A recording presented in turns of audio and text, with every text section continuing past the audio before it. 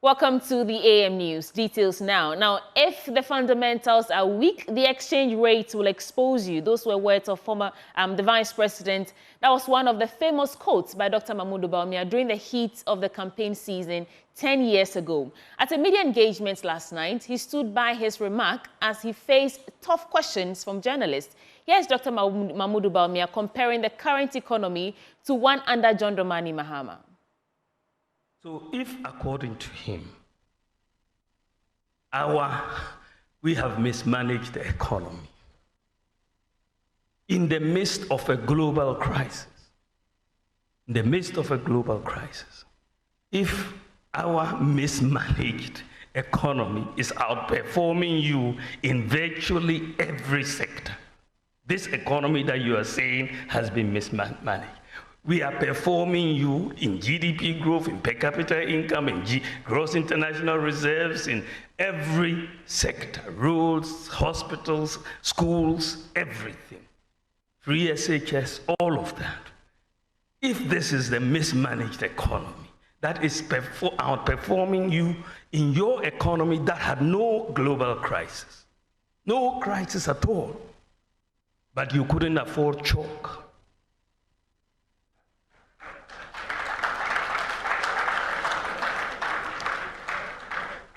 You couldn't afford chalk, but there was no crisis. So if our mismanaged economy is performing better than your better managed economy, then in that case, you must not have been very good. Let me put it mildly. I was going to say incompetent. Because our bad economy it's much better than your good economy. I mean, it doesn't make sense. The flag bearer of the National Democratic Congress, John Dramani Mahama, is promising swift investigations into the collapse of some indigenous banks, the financing of the National Cathedral, the Bank of Ghana, and others within the first 100 days of his administration, should he win the December 7 presidential election. This is part of 21 key things he intends to do within the period. Speaking at the launch of the party's manifesto launch at the University of Education, Winneba, the former president also announced investigations into the spillage of the Akosomo Dam, and assured compensation would be paid to those affected.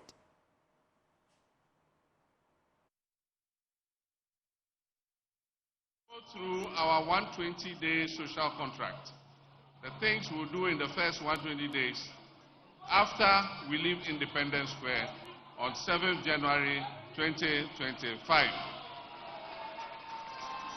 And then after that, I'll call our General Secretary and Chairman and Nana Jane to join me up here so that we launch the manifesto.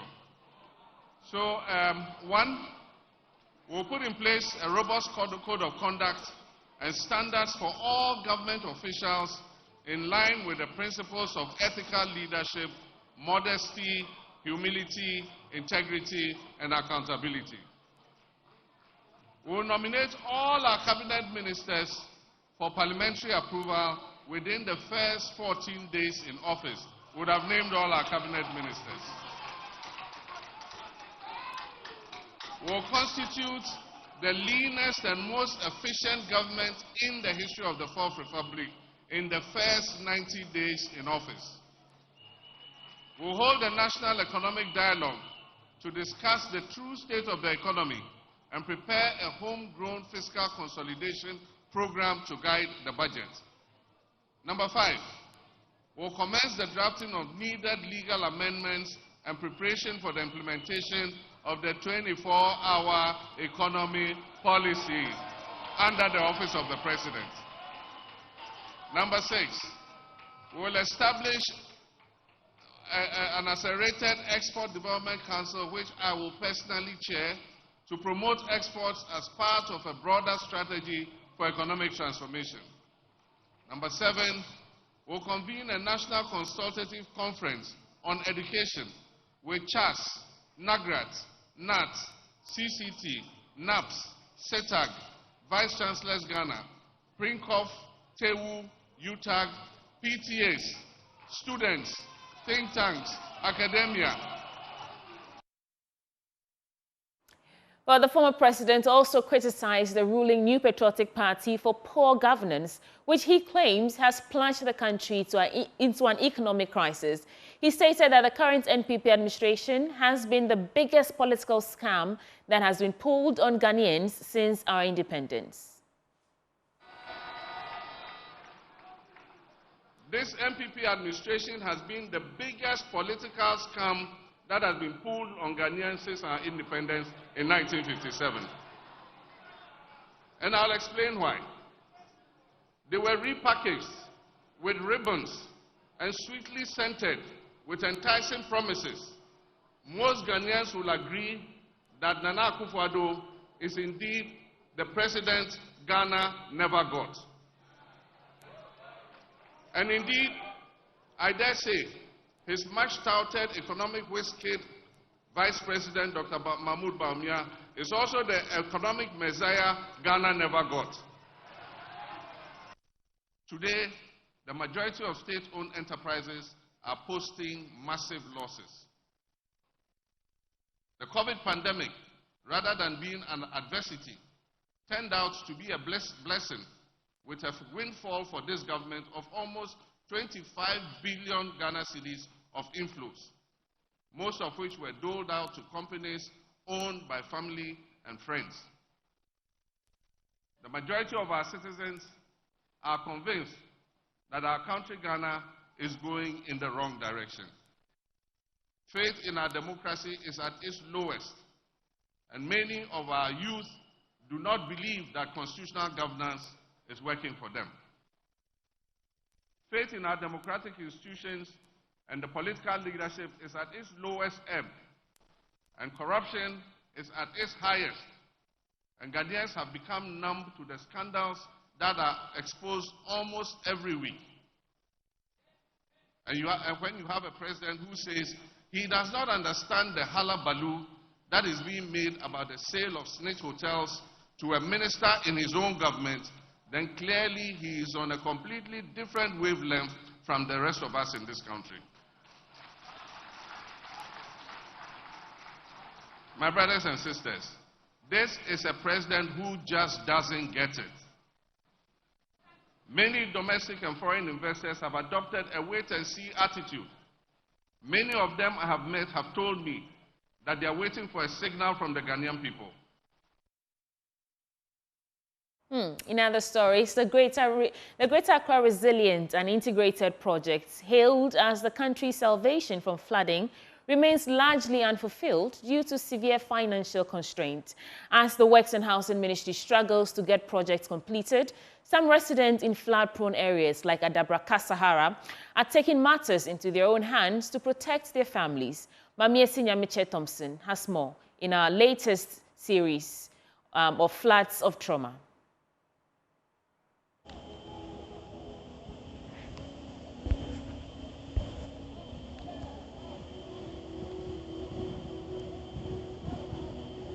The June 3 flood disaster claimed over 150 lives, leaving behind deep scars that time has yet to heal. Today, when dark clouds gather and the first drops of rain begin to fall, the people of Odona Sahara are gripped by fear. They remember all too well the devastation that followed the rains 9 years ago. When the rain started, I was in the house. But I didn't want to see it rise, so I went to the school to stay there for the rain to subside. So I was in the house, the school, when the blast, the blast was close to where I was at the time, when the explosion happened.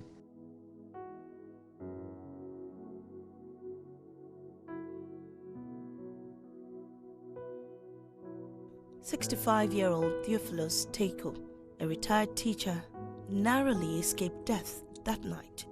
He took shelter at his school before the floods took over. After agonizing hours of wait, he returned to a home wrecked beyond recognition. the compound, we were in the upstairs when the flood, the compound was already flooded. If you want to come to the roadside, you have to pass through the waters. But they said maybe there could be an electrical something in the water so we all went back. So I didn't come out from the school, but now the water was still rising. When I came home in the morning from the school compound, the level to enter the house was on my chest. And people who were here were saying that, okay, you could at the time see the level, it was above the window lantern level. The mark was there. But when I got here to enter the compound, the water was on my chest level. It was a tragedy that exposed the vulnerabilities of our infrastructure. Homes were destroyed, families torn apart, and lives lost. Yet, promised solutions have yet to fully materialize. Government pledged to undertake some flood mitigation measures to prevent future disasters under the Greater Accra Resilient and Integrated Development Project, GARID. In all, it will take government $6 billion to permanently resolve the canker. However, consistent flow of funding is a major hurdle. And the Hydro Fund is supposed to help us mop up some more resources to complement what government gives us every year. I think the National Flood Control Program itself has only done 3 rounds, 2018, 2020, and 2023. And it's very, very limited. If you take the Greater Accra region, for example, for all the drainage works, the concrete drainage works that need to be done, only 2% of it has been done. 2%. And so that tells you that we don't have enough well-structured channels to get water out every time there is rainfall. That's Mamie Senior Mitchell Thompson on our latest episode of Floods of Trauma. And we'll bring you the full package in the course of the program, so you want to stay for that.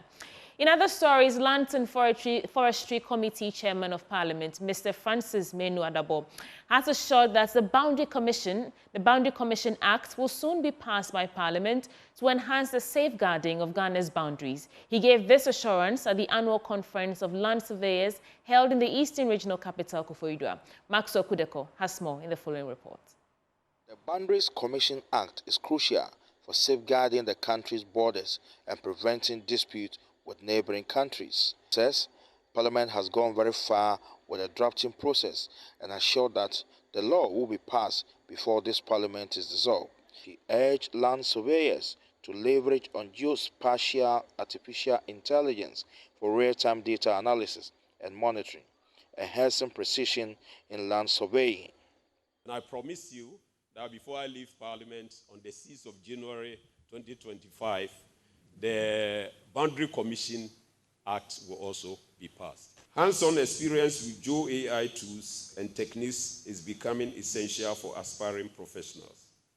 But the benefit of these modern surveying innovations go far beyond just data collection and analysis. By leveraging powerful algorithms and deep learning models, Joe AI can also assist with decision-making, change detection, and predictive analytics. President of the Ghana Institute of Surveyors, Dr. Anthony Akon-Adjei, highlighted that the convergence of artificial intelligence and geospatial technology holds the potential to unlock unprecedented insight, drive innovation, and address some of these most pressing global challenges. He called on members to remain committed to excellence, integrity, and public trust. We stand at a threshold of a new era where potentials of geospatial artificial intelligence and other technologies promise to revolutionize the way we collect, analyze, and utilize data, enabling us to deliver more accurate, efficient, and sustainable solutions. It is essential that geospatial artificial intelligence is developed and used responsibly, in the land surveying, prioritizing ethical consideration to address issues like accountability, transparency, and bias. Theme for the conference was on revolutionizing land surveying, unleashing the power of geospatial artificial intelligence and modern techniques. Maxwell Kodeka report for Joy News. Upper West Regional Minister Stephen Yakubu has stated that poverty, economic marginalization, and inadequate social services are among a series of developmental challenges faced by the Upper West region, which are responsible for the weakened social fiber of the region. He added that the aforementioned factors have collectively contributed to diminishing social cohesion, making the region vulnerable to emerging security threats such as violent extremism. He said although this threat is less prevalent as compared to other regions, it is nonetheless a growing concern which needs to be addressed proactively. Stephen Yakubu made the statement in a speech read on his behalf at the training workshop in Wa. The training program organized by the Upper West Regional Coordinating Council with support from the United Nations Population Fund, UNFPA, on gender and youth safeguarding procedures is aimed at equipping security agencies with the necessary tools and knowledge to safeguard the most vulnerable members of the society, particularly women and the youth.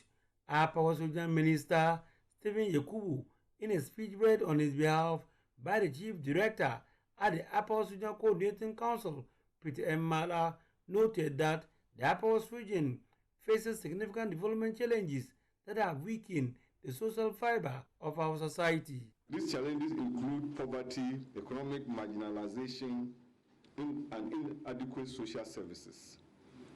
These factors have collectively contributed to diminished social cohesion, making our region particularly vulnerable to emerging security threats, such as violent extremism.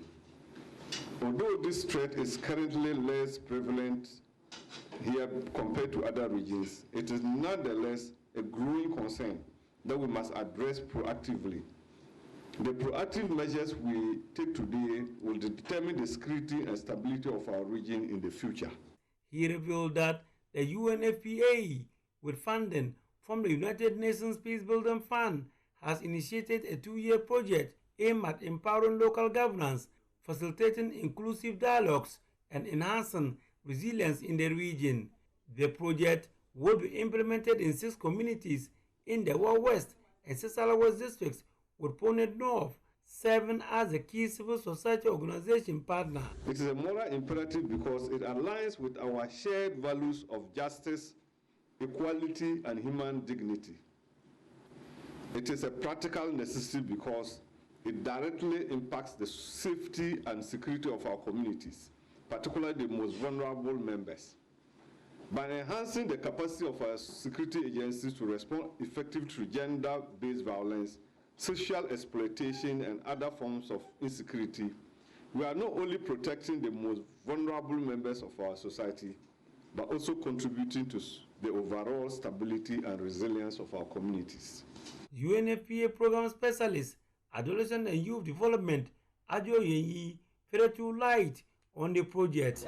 Our goal for this training is therefore to prevent violence and foster a culture of understanding, empathy, and respect. We envisage that when we equip our security personnel with the tools to manage protests, demonstrations, and other forms of public agitation in a manner that respects the rights and dignities of all individuals, we are taking a significant step as a country towards reducing the number of human rights violations and violent demonstrations. That way, we can create an environment or a system where members of the community resort to peaceful dialogues on all issues of misunderstanding. Reporting for Joy News, Rafiq Salam. Wa.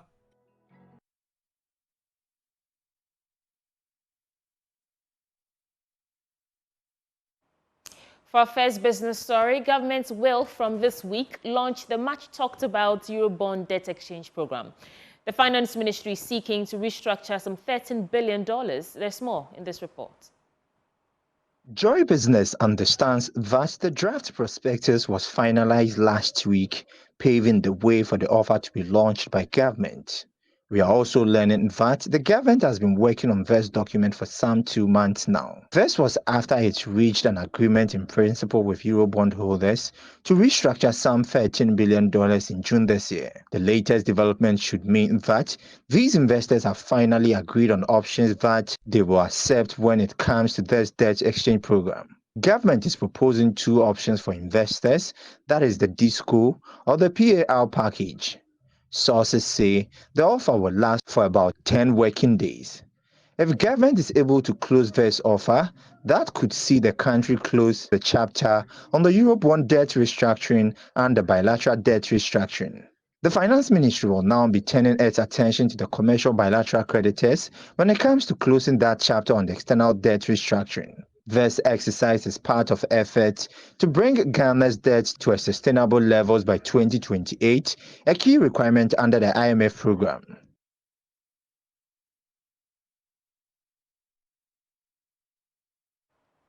President of ACI Ghana Financial Markets Association, Lawrence Osilaja Boapong, says his outfit is in the final stages of drafting a money market code. This guideline, according to him, is aimed at enhancing the overall effectiveness, safety and transparency of Ghana's money market. This, he believes, will promote ethics and ensure the sustainability of the country's financial market. He spoke at the ACI Ghana Financial Markets Conference. We are very eager to play a more active role in policy making as we feel that ACI Ghana deserves a seat at the table where decisions that shape our financial markets are made. We look forward to contributing constructively to these efforts, working alongside all stakeholders to ensure the continued growth and stability of Ghana's financial markets. In line with our commitment to advancing the financial markets, I am pleased to share snippets of our recent proposals, including the establishment of the Ghana Overnight Index Average, which will serve as a benchmark for overnight borrowing. We are also in the final stages of drafting a money market code, which will provide a standardized framework for the operation of money markets in Ghana, ensuring transparency, efficiency, and stability. Currency markets update comes up now.